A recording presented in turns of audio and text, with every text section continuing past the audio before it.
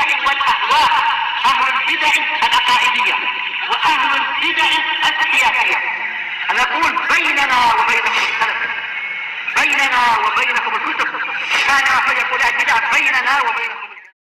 Bismillahirrahmanirrahim. Qala al-Imam al-Bukhari rahimahullah, al-babu tsamin wal ishrun, babul madmadati fil wudu. Bab yang ke-28 yaitu madmadah, berkumur-kumur di dalam wudu tatkala berwudu. Yang diinginkan oleh Imam al-Bukhari rahimahullah di dalam bab ini adalah pembahasan tentang disyariatkannya berkumur-kumur tatkala berwudu. Tapi beliau tidak sampai mengatakan wajib atau apa, sekedar mengatakan berkumur-kumur dalam wudu, karena memang para ulama salaf sendiri berselisih pendapat apakah ini mustahab ataukah hukumnya itu wajib. Tapi apa, masalah disyariatkannya semua bersepakat ini disyariatkan, minimalnya adalah mustahab. Madmadah sendiri sebagaimana dijelaskan oleh Al-Hafidz Ibnu Hajar di dalam Fathul Bari, madmadah artinya adalah taharroka atau harroka, yaitu menggerakkan. Seperti dikatakan apa? Madmadah nu'as, yaitu rasa kantuk itu menggerakkan mata barangkali atau apa dan sebagainya. Maka secara syariat yang namanya madmadah adalah tahriku al-ma' fil fam, yaitu menggerakkan air di dalam mulut. Sebagian fuqaha dari kalangan Syafi'iyah mengatakan yaitu idkhalul ma'i fil fam fa ajarahu wa majjah, yaitu memasukkan air ke dalam mulut kemudian memutarnya, memusingkannya. Kalau di sini ya, airnya dipusing-pusing di dalam mulut, diputar-putar agar menyeluruh kena semuanya di dalam mulut itu, kemudian menyemburkannya lagi. Baik. Nah, sebagian Syafi'iyah dan itu bukan hanya Syafi'iyah tentunya, yang tadi itu definisi itu juga datang dari fuqaha mazhab-mazhab yang lain. Sebagian Syafi'iyah mengatakan tidak wajib untuk menyemburkannya, yaitu boleh, sah saja kalau setelah berkumur-kumur lalu dia minum, itu masalah boleh-boleh aja. Mungkin dia kehausan, minum sedikit lah misalkan, terutama pada waktu safar dan kekurangan air, cuaca panas, dia meminumnya, itu boleh aja, tidak mengapa. Intinya tidak wajib untuk disemburkan keluar, yang penting dia memasukkan air ke mulut. Apakah wajib untuk memutar-mutarkannya? Ini khilaf para ulama, tapi yang penting apa? Diusahakan air itu mengenai semua rongga mulut. Kalau sepertinya dikhawatirkan ada bagian yang kering dan tidak terkena air tadi, airnya digerak-gerakkan. Ya, inilah yang namanya madmadah, tahrikul ma', menggerakkan air. Baik. Kemudian di sini Al-Imam Al-Bukhari mengatakan qalahu Ibnu Abbas wa Abdullah bin Zaid radhiyallahu anhum anin Nabi sallallahu alaihi wasallam. Ini dikatakan oleh Ibnu Abbas dan Abdullah bin Zaid dari Nabi sallallahu alaihi wasallam. Adapun hadis Ibnu Abbas ini telah pernah kita lewati pada pertemuan sepertinya beberapa malam yang lampau, agak lama sedikit, tapi tentunya masih di kitab ini, di Kitabul Wudu. Dan hadis tersebut datang dari jalur Sulaiman ibnu Bilal, iya betul ya, kalau tak salah, dari apa? Sulaiman ibnu Bilal meriwayatkannya dari Zaid bin Aslam, meriwayatkannya dari Atha bin Yasar, dari Ibnu Abbas, yaitu beliau memberikan contoh cara berwudunya Rasulullah Shallallahu Alaihi Wasallam. Adapun untuk hadis Abdullah bin Zaid, walaupun sudah pernah kita lewati, tapi yang membicarakan masalah madmadah itu belum. Insya Allah akan kita lewati mungkin beberapa malam yang akan datang. Dan ini diriwayatkan oleh Bukhari dan Muslim, semuanya dari jalur Imam Malik, dari siapa itu ya? Amr bin Yahya Al-Mazini, dari ayahnya, dari Abdullah bin Zaid, tatkala diminta menunjukkan cara berwudunya Nabi. Insya Allah akan dilewati hadis tersebut. Intinya dua hadis ini dan hadis-hadis yang lain menjadi dalil yang sangat jelas tentang disyariatkannya madmadah, yaitu tadi itu memasukkan air ke dalam mulut. Sekarang kita masuk kepada hadis yang musnad, hadis yang sanadnya bersambung. Yang sanadnya, ya kalau tadi Bukhari sekedar sanadnya mu'allaq, mengatakan dari Ibnu Abbas, dari Abdullah bin Zaid. Nah, sekarang yang sanadnya bersambung. Qala rahimahullahu ta'ala al-haditsur rabi' wasitun ba'dal mi'ah, 164. Haddatsana Abul Yaman qala akhbarana Syu'aib 'aniz Zuhri qala akhbarani Atha ibnu Yazid an Humrana maula Utsman bin Affan annahu ra'a Utsman da'a biwudu, bahwasanya beliau melihat Utsman meminta didatangkan air wudu. Fa'afragha 'ala yadayhi min ina'ih, kemudian beliau mengucurkan kepada kedua tangannya dari bejana tadi itu. Mengucurkan apa? Tentunya maf'ul bihnya takdirnya apa? Ma'an, mengucurkan air dari bejana tadi. Fa ghasalahu ma salasa marrat, kemudian beliau mencuci kedua tangan tadi sebanyak 3 kali. Summa adkhala yaminahu fil wudu, kemudian beliau memasukkan tangan kanannya ke air wudu tadi. Summa tamatmat, kemudian beliau berkumur-kumur. Nah, inilah sisi pendalilannya, yaitu dalam berwudu maka berkumur-kumur. Wastansyaqa wastansar, juga melakukan istinsyak, menghirup air ke hidung, kemudian istinsar, membuangnya lagi, menghembuskannya lagi. Ini semua dengan satu air tadi. Itu kalau 1 kali. Kalau mau 3 kali boleh 2 kali, 3 kali ambil air baru. Summa ghassala wajhahu salasa, kemudian beliau mencuci wajahnya sebanyak 3 kali, masing-masing dengan air yang baru, yaitu mengambil lagi dari bejana tadi.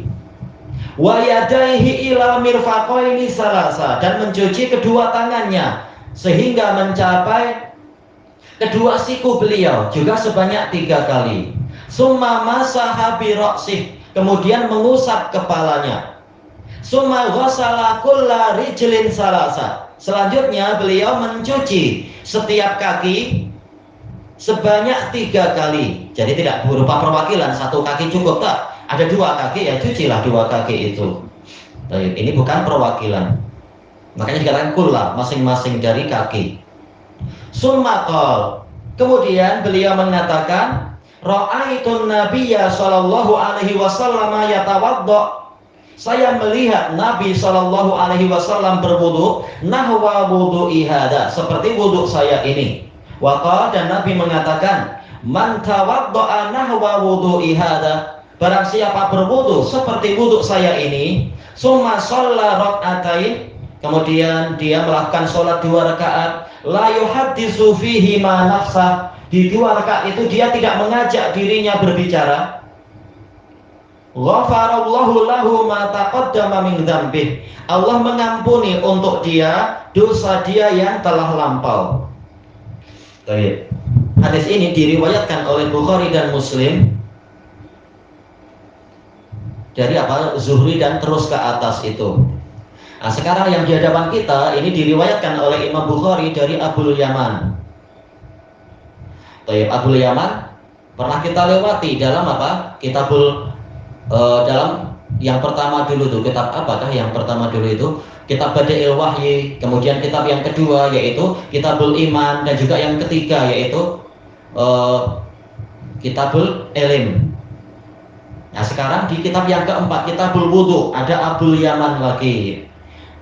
Beliau adalah Abul Yaman, yaitu Al-Hakam bin Nafi' Al-Himsi, siqatun sabat kasirul hadis.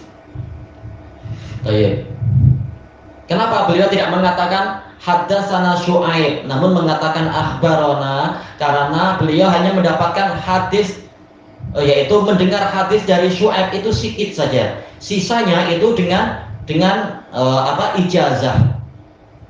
Dan ini menunjukkan Imam Bukhari merojihkan apa yang dirojihkan oleh Imam Ahmad dan jumhur para muhaddisin, bahwasanya ijazah itu sah. Walaupun sebagian ulama mengingkari yang namanya ijazah. Lau sahhatil ijazah la batulatir rihlah, kata sebagian ulama. Kalau ijazah itu sah, niscaya rihlah batal, yaitu tak perlu kita jalan jauh untuk mendapatkan hadis satu demi satu. Cukup dengan diberi surat, saya mengizinkan engkau wahai si fulan untuk meriwayatkan semua hadis saya yang engkau jumpai. Kalau ini sah, berarti untuk apa rihlah? Ya, tapi ini pendapat keliru karena dalil-dalil yaitu apa? Praktek dari Nabi, praktek dari para sahabat itu menunjukkan ijazah itu sah. Baik. Bukan berarti rihlah jadi batal. Yang rihlah tentunya ilmunya lebih kuat, lebih diberkahi, lebih mendalam dan sebagainya. Tidak sama antara orang yang rihlah dengan orang yang tidak rihlah. Itu memang tidak sama, kualitinya jelas lain. Tapi masalah sahnya sah, sanadnya bersambung walaupun ijazah. Nah, di antaranya adalah ini, riwayat Abu Yaman Al-Hakam bin Nafi' dari Syu'aib. Baik, sekarang masalahnya kenapa Abu Yaman hanya mendengar hadis dari Syu'aib sedikit saja? Karena memang Syu'aib itu terkenal susah untuk memberikan hadis. Beliau syaratnya sangat ketat. Sebagaimana disebutkan di dalam Tahdhibut Tahdhib. Syu'aib ini siapa sih? Beliau Abu Bishr, Syu'aib bin Abi Hamzah Al-Himsi. Beliau min asbatin nas fi Zuhri. Termasuk murid terkuat Zuhri, terutama dalam masalah kitab, masalah catatan. Maka berarti apa? Hadis dia sangat banyak. Tetapi kenapa riwayatnya sedikit? Ma'ruf kata Imam Ahmad dan lain-lain. Ulama yang ini Syu'aib bin Abi Hamzah ini keras dan sangat susah. Tidak semua murid itu mudah dan mendapatkan kemudahan untuk diberi hadis. Tetapi si murid ini yaitu Abu Yaman, gurunya Imam Bukhari, dia pandai. Dia tahu bahwasanya untuk menghadapi guru yang seperti ini perlu pakai siasat. Pakai apa? Bukan maksudnya tipu daya, tapi pakai cara, yaitu bersikap lembut, bersikap lunak, yaitu pandai mengambil hati gurunya. Makanya murid-murid yang lain yang boleh jadi tidak menempuh jalan ini susah mendapatkan hadis. Tapi khusus untuk Abu Yaman, bahkan beliau ditawari oleh gurunya, ditawari, kalau kau mau ambil semua buku-buku ini. Tapi dia tahu, dia berusaha untuk agar gurunya juga paham, ini murid yang rajin, murid yang taat, tidak memanfaatkan kedekatan. Maka Abu Yaman mengatakan, alhamdulillah semua buku Anda sudah saya salin, sudah saya hafalkan. Jadi tidak perlu Anda sampai memberi buku pada saya, sudah saya salin. Kalau sekarang kita senang ada mesin fotokopi atau apa aja itu dipotret. Tapi masa lampau ditulis satu persatu. Ini menunjukkan Abu Yaman memang bersemangat untuk menulis, menyalin buku dari gurunya. Maka gurunya semakin gembira dengan murid ini. Tidak sekedar bermanis muka untuk diberi buku, tapi memang dia itu memang sudah menyalin buku dari gurunya. Lalu diberi ijazah oleh gurunya itu. Tahu ini memang layak untuk diberi ijazah. Baik. Nah, ini menunjukkan semangat untuk menulis, semangat untuk berusaha mendapatkan hadis dari gurunya, walaupun gurunya keras, tapi si murid tidak putus asa. Seperti yang dicontohkan juga oleh Fadilatul Syaikhin Al-Muhaddis Adil bin Ahmad yang di Jazan di Saudi itu. Pernah untuk mendapatkan ijazah, beliau dicabar oleh gurunya, menunggu dari pagi sampai petang. Tapi beliau sabar, ya waktunya sholat ya pergi ke masjid. Gurunya minta udzur dulu, nantilah, tapi nunggu sampai petang. Ternyata gurunya lihat dari dalam rumah, oh ini memang bersungguh-sungguh. Akhirnya memang diberi ijazah, tapi memang membaca dulu, suruh membaca matan kitab ini dari awal sampai akhir. Memang beliau hafal, makanya oh ini memang layak diberi. Bukan sekedar minta ijazah, pas itu masuk pocket, dia sendiri malas menghafal, bukan begitu. Baik. Nah ini tadi Syu'aib bin Abi Hamzah Abu Bishr. Ani Zuhri, Az-Zuhri ya sudah ma'ruf lah, memang lautan ilmu, makanya riwayatnya banyak dalam Bukhari, Muslim, Kutubut Tis'ah, Kutubus Sittah dan lain-lain. Beliau adalah Abu Bakar Muhammad bin Muslim bin Ubaidillah bin Abdullah bin Syihab Az-Zuhri Al-Madani, sekaligus juga apa? Asy-Syami, imamun bila mudafa'ah, faqih.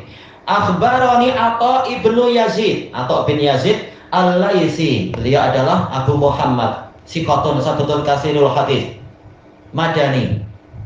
An Humran Maula Utsman.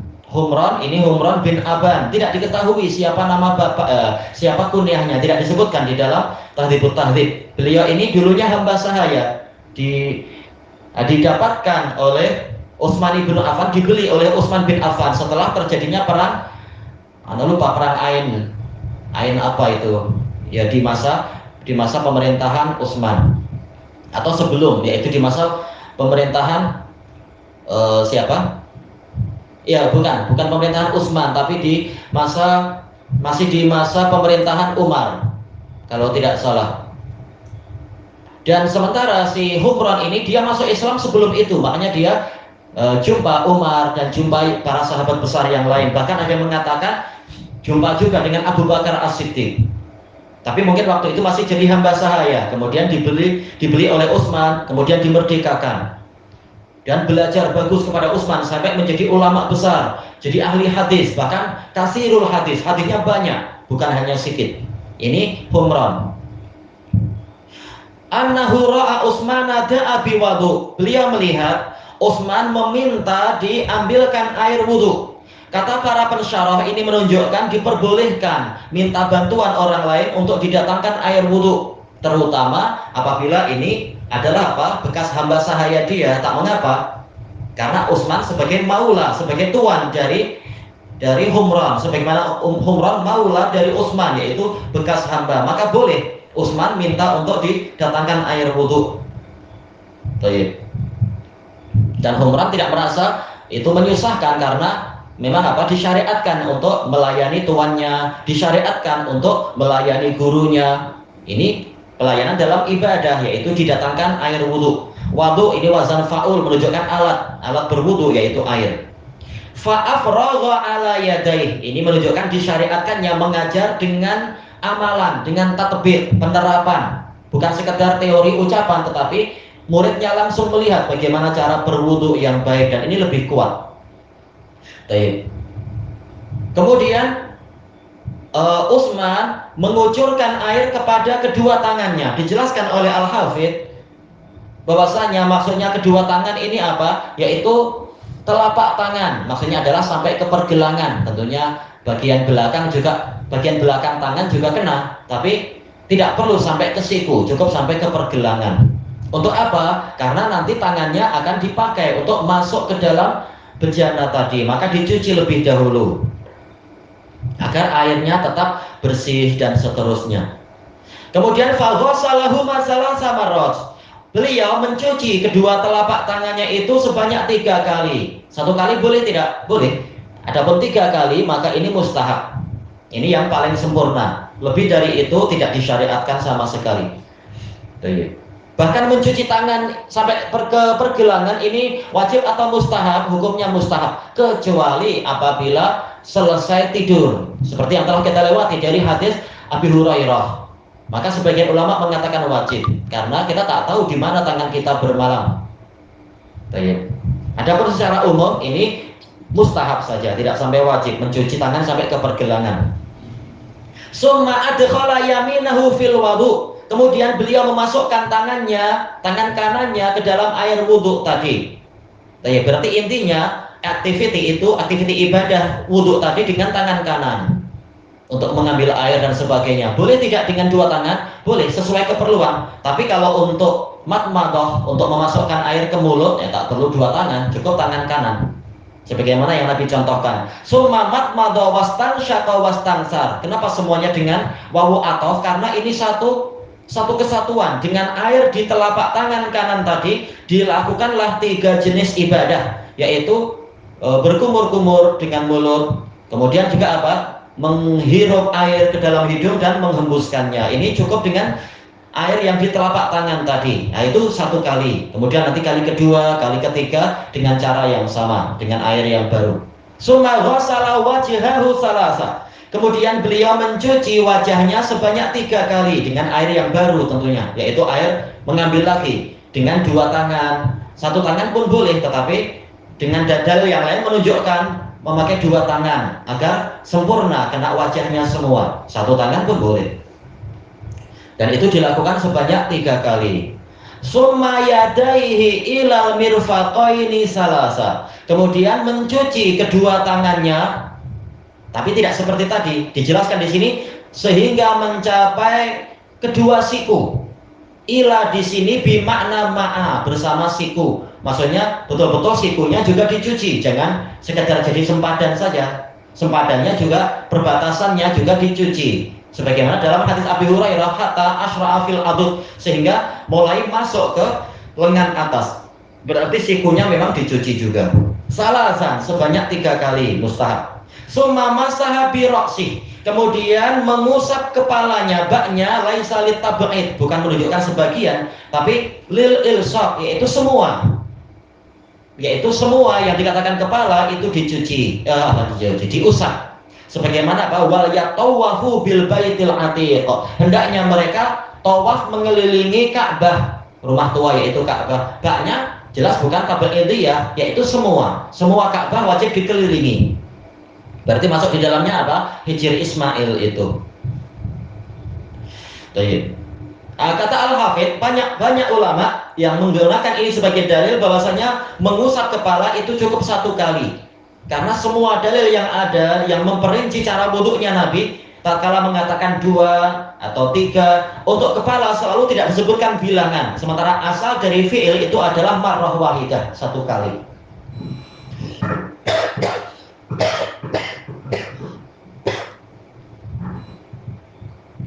Seandainya mengusap kepala itu adalah disunahkan 3 kali juga, niscaya para sahabat yang memperinci wuduknya Nabi akan menyebutkan salasan atau mungkin marratain sebagaimana tatkala membahas yang lainnya.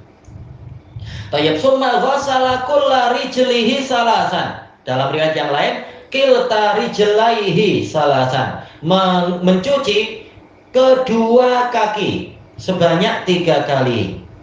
Baik, dan pembahasan ini sudah kita lewati pada pertemuan yang lalu, yaitu kaki itu dicuci, bukan sekedar diusap. Dan sunahnya adalah sampai 3 kali. Baik, dan telah dilewati, kita lewati belum ya? Intinya adalah dalil yang lain menunjukkan mencuci kaki itu sampai termasuk juga mata kakinya, buku lalinya. Baik, sebagaimana di dalam Al-Quran, ilal ka'bain. Kemudian setelah itu beliau mengatakan, summata ra'aitun nabiyya sallallahu alaihi wasallam yatawadda.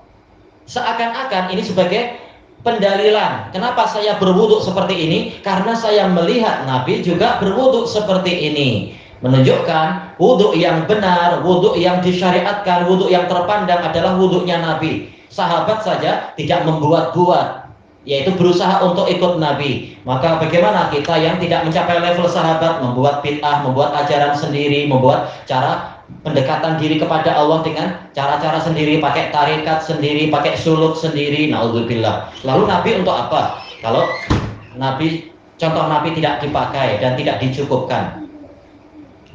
Baik, kemudian nahwa wudu'i hadza, seperti wuduk saya ini. Baik, menunjukkan ada suatu kesamaan. Kenapa Utsman beliau menginginkan wuduknya itu sama seperti wuduknya Nabi? Karena di samping Nabi itu sebagai teladan, sebagai yang wajib untuk diikuti, ternyata ada dalil keutamaan. Waqal, Nabi mengatakan, man tawadda'a nahwa wudu'i hadza, barang siapa berwuduk seperti wuduk saya ini. Dijelaskan oleh Al-Karmani dan lain-lain, kenapa tidak mengatakan misla tapi nahwa, itu sebagai isyarat susah kalau kita wajib ikut cara wuduk Nabi 100%, jelas susah, siapa yang mampu menjamin. Tapi alhamdulillah Nabi tidak membebani sampai seperti itu, tidak sampai mislah, tidak sampai semisal, tetapi nahwa, seperti diusahakan untuk mendekati cara Nabi. Walaupun kekurangan itu ada, tapi yang penting sudah ada usaha untuk mencontoh beliau, maka ini sudah cukup. Yang penting bukan malah buat acara dan ajaran sendiri. Summa sholat raka'atain, kemudian dia sholat 2 rakaat.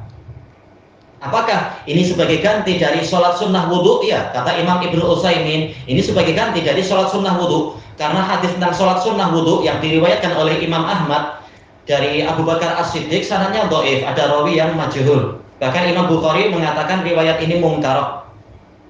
Tapi bukan sholat wudhu, anak tadi salah bicara. Yaitu sholat taubah, salah. Sholat taubah. Hadisnya dhaif. Tetapi cukup dengan hadis ini sebagai pengganti, yaitu setelah berwudu seperti wuduknya Nabi, kemudian sholat 2 rakaat. Nah, kemudian ini tadi, yaitu sebagai ganti dari sholat sunnah taubat. La yuhaddisu fihi ma nafsah, yang mana sifat dari sholatnya tadi, dia tidak mengajak bicara dirinya dalam 2 rakaat itu, menunjukkan khusyuk, menunjukkan betul-betul memperhatikan Allah, memperhatikan sholatnya, bukan malah memikirkan urusan duniawi. Kata Al-Hafidh, sebagian pensyarah mengatakan ini dalil tentang keikhlasan. dan tidak ujub, tidak riak, tidak lagi memikirkan orang melihat cara sholat saya, tidak memikirkan orang ingin mendengar cara saya baca Quran, dan juga tidak melihat dirinya sendiri dalam artian memang sholat saya sangat hebat. Tak, betul-betul dia ikhlas lillahi ta'ala, tidak memikirkan jiwanya, tetapi yang dipikirkan apakah sholat ini sudah sesuai dengan keridhaan Allah atau tidak. Nah, apabila sholatnya seperti itu, ghafarallahu lah. Dalam riwayat yang lain, ghufiralah dengan pola mughayyarus sighah. Allah akan mengampuni dosa dia, atau ghufira, dosa dia akan diampuni, dan itu pasti. Makanya dengan pola apa? Pola fi'il madhi. Ma taqaddam, dosa yang telah lalu. Ini ma mausulah, minnya min dambih, min sebagai tabyinun lima, min tabyin, menjelaskan ma. Baik, dijelaskan oleh Imam Nawawi rahimahullah, jumhur ulama mengatakan walaupun ini lafadznya bersifat umum, kita tahu dzambih ini adalah isim yang diidhofahkan kepada suatu isim ma'rifah, maka dia menunjukkan keumuman. Tetapi dalil-dalil yang lain menunjukkan bahwasanya keumuman tadi dibatasi, yaitu dosa-dosa kecil. Dosa besar wajib dengan taubat.